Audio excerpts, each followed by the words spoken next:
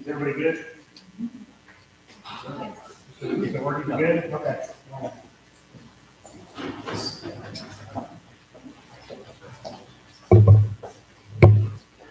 Well, good morning or afternoon now. My apologies.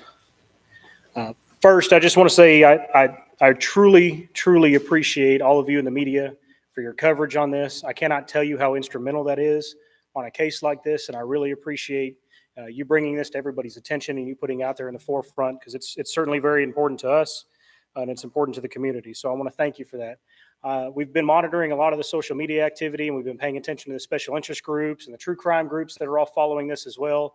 And I certainly want to thank them for their participation in this and keeping this out in front. First thing I need to do is I need to dispel a rumor, and that rumor is Noel has not been found. He is still missing.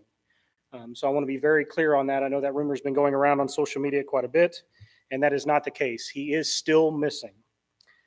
Give you a little bit of an update from what we've got last night, and then I'll be happy to answer any questions as we move forward. So last night, our investigators were able to recover a vehicle that was located at DFW Airport. It was the 2012 Chevy pickup that was listed in the initial Amber Alert and the Endangered Missing Persons Alert. That vehicle was taken to a secure holding where investigators were able to conduct a thorough search of that vehicle. Among other items located in the vehicle, our investigators did locate an electronic travel visa for one of the children. That visa indicated that it was obtained on March 21st, one day after the welfare check. The visa also indicated that the travel was to India. In addition to that, our investigators have been in contact with Homeland Security, and we were able to confirm that that flight did travel to Turkey first, and then from there on to India. So at this point, we're still waiting on final confirmation on the passenger list to India, but we have reason to believe that the family has traveled back to India. I need to explain a little bit of the living situation here and the dynamic at home. As many of you have seen this morning, you've seen our investigators and our teams out there this morning at the residence conducting some searches, and I want to make sure that we're clear on the living arrangements there at the address. This family resides in the backyard of a home that belongs to an elderly gentleman.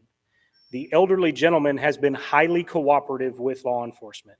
He has granted us consent to search the property. He has put forth all the information that he knows, and he has been cooperating with investigators 100%. So we're very appreciative to his cooperation.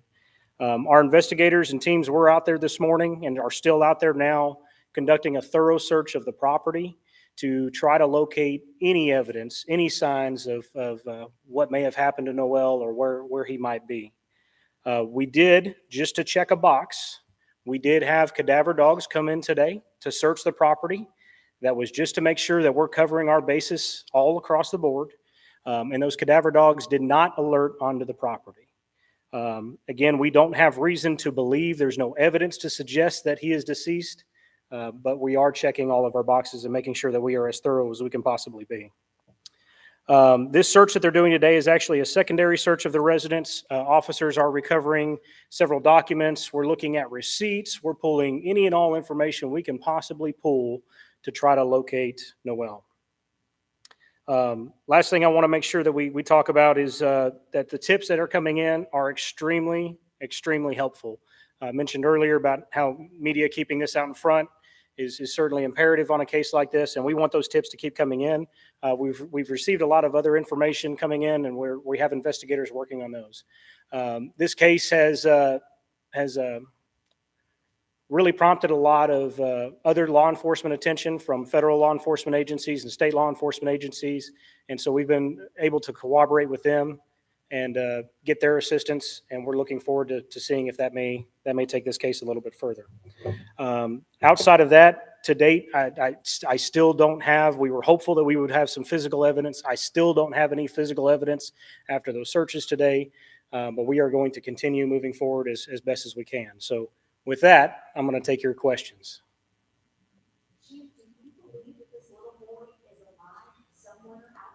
So I'm going to share with you, there is a rumor, and I want to be very clear when I say this, very, very clear. This is a rumor that we have heard, and we have no evidence to support this rumor. The rumor is that this child may have been sold. Again, we know how this goes with social media. I don't want to sit here and speculate that this child is deceased, but it is a distinct possibility that the child may be sold. And if that is the case, again, your participation in this and keeping that kid's face out front and center where people can see him on a day-to-day basis is highly important here. He could be anywhere. So it's hard to speculate that whether he's dead or alive, to be quite honest with you. I tend to be an optimist. I'm going to believe that he's alive, and I'm going to keep pursuing this case to the best that we can to try to find him. So.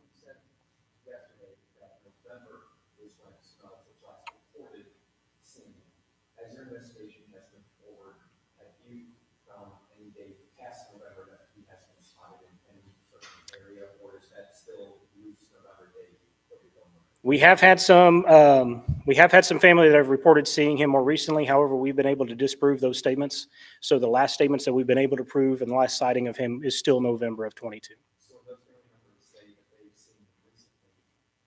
Just for clarification, were they being deceptive, or was that family members who were just we're still trying to look in on whether they were being deceptive or not. But I do know that was the statements that came in, and we've been able to disprove that. So right now, are there any criminal states? I know there's a lack of evidence right now, but we are naming suspects or persons of interest to, besides who has fled. Yeah, I was going to say our person of interest right now is mom. I mean, we need to talk to mom.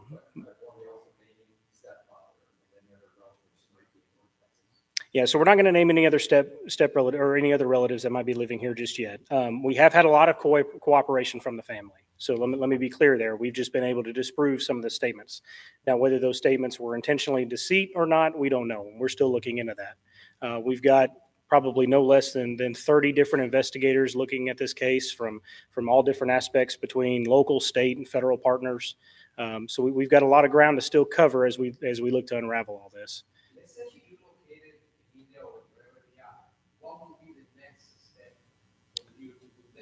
Well, as of right now, we don't have a criminal offense against the family, right? So our first step is to try to figure out what happened to Noel. Once we find out what happened to Noel and we're able to determine if a crime was committed or not, and a crime was indeed committed, then at that point we would work with our federal partners to find out what options there may be to bring them back. But again, that's further down the road, and that's all speculation on even if a crime was committed. Chief, you mentioned, I think yesterday about your dad and your people in Mexico. So does he not have any custodial rights or legal rights as the father? Is he participating? Is he wanting to be involved in this now? Yeah, the father's actually been very cooperative with us. He has been on calling us regularly to try to get updates on the investigation. He has expressed concern on the whereabouts of his child, and he's obviously been deported, so I don't think that he has any custodial rights. But we are investigating and looking at all options there.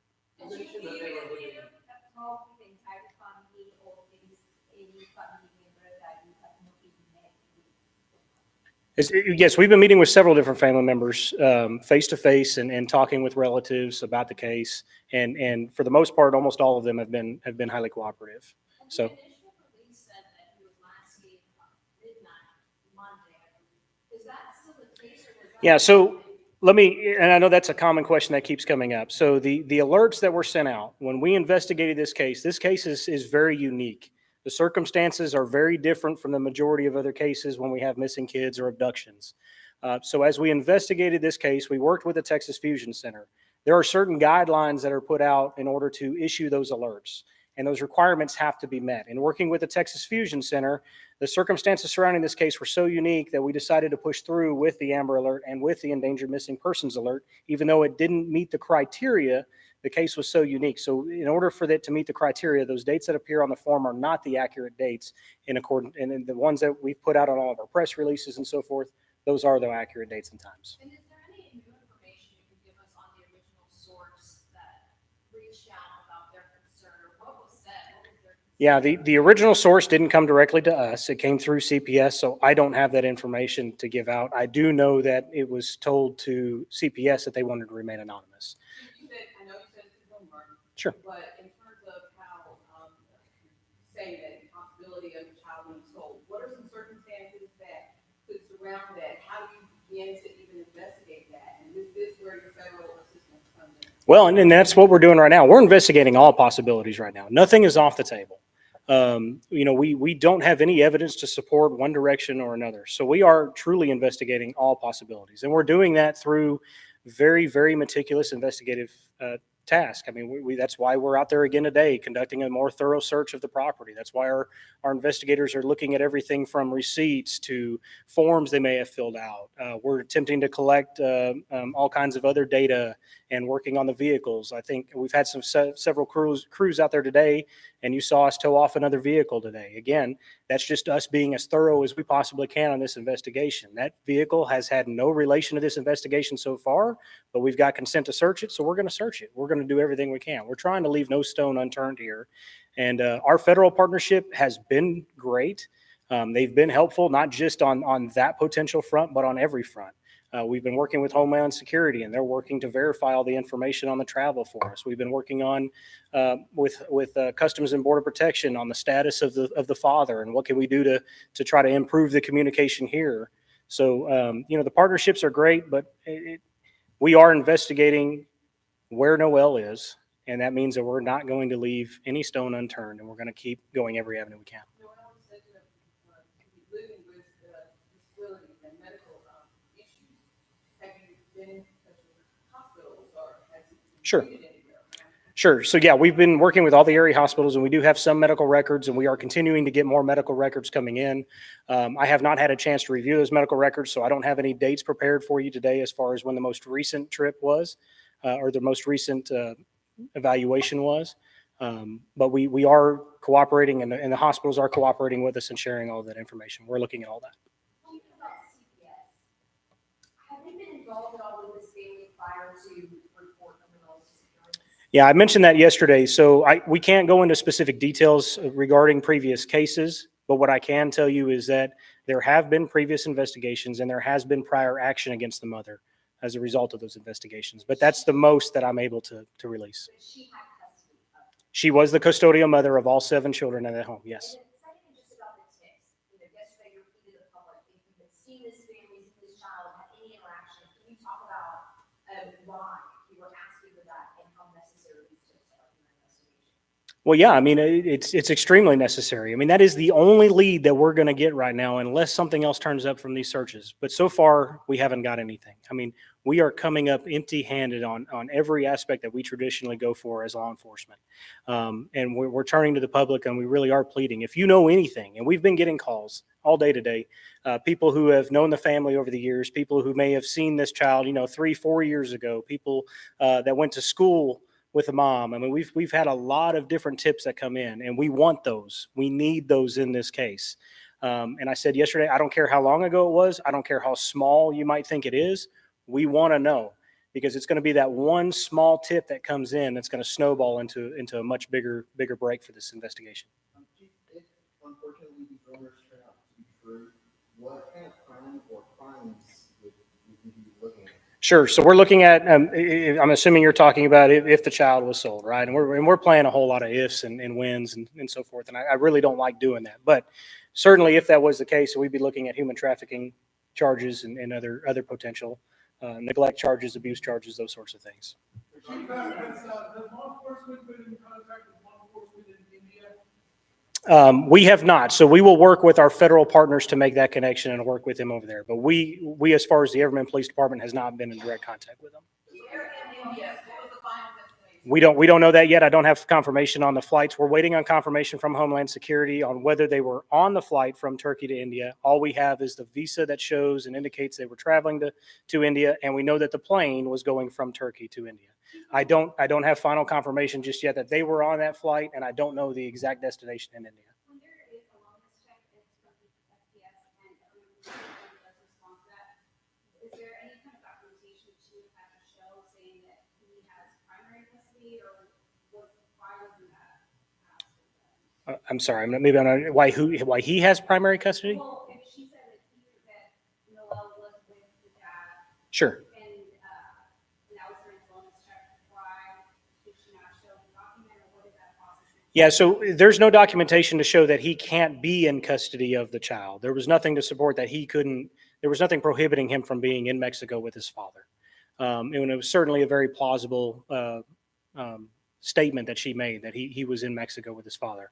And it's certainly believable, and there was no reason to doubt. The officer that was on scene was able to take a look at the home and take a look at her and have a conversation. She was providing phone numbers and contact information and so forth with the law enforcement officer. So there was no reason to doubt what she was saying until investigators were able to make contact with the father, and he denied that claim.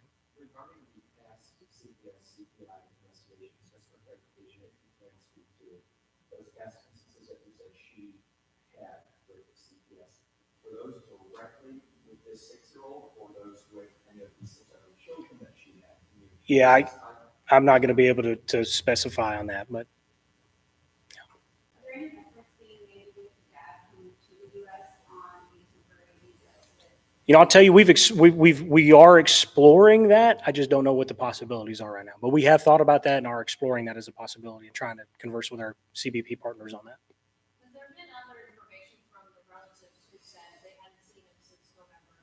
Are they cooperating with this? What have they told you? Yeah, they've been cooperating, and initially, as all this started, they're the ones that provided that information and confirmed that they haven't seen him since November as well, in addition to the anonymous tip. So the majority of the family has been cooperative with us.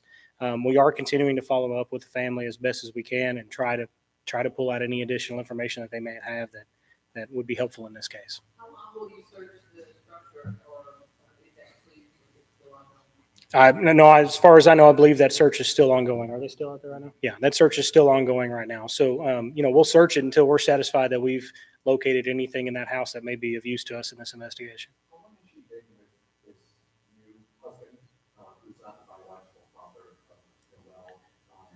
And just to clarify, I know you gave his name yesterday, but should we be saying that he is also a person of interest, or yes? Well, and I want to use person of interest very, very carefully, because again, we don't have a criminal offense here yet. We don't have any physical evidence of a criminal offense. Is he involved, and do we want to talk to him? Absolutely. But I'd be very careful about person of interest from my end. Yes, we do want to talk to Arshdeep. We would love to talk with Arshdeep. We would be hopeful that maybe he has additional information that he could share with us that would lead us to Noel. So absolutely. How long have they been together? I'm sorry. Say again. First part, have they been together a long time? Yeah, so they do have 5-month-old twins together. He is the father of the 5-month-old twins, so I would imagine that they've been together for at least 14 months. I don't know about any relationship beyond that. How long they have been living there? That I don't have that information readily available, but I'll try to get that for you. Are you searching inside? Have they cleared out? Is it they moved? No sign of- Yeah, so we are searching inside, and I can tell you that no, they have not cleared out. The house is still has the majority of their property in it and things, so there's no signs that they've cleared that out. Is there anything to suggest that Noel has been in that property recently, or that he hasn't, either way?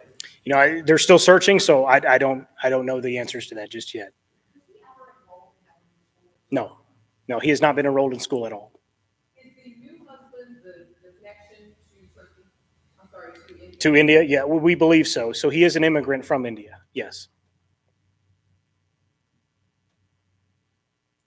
You mentioned that they were living in a backyard. Can you speak as to what that situation looks like, guest house? Yeah, it looks like it was a shed, a pretty large shed that was converted to a living space, a single living space in a shed. And yes, all 9 of them were residing in that single living space.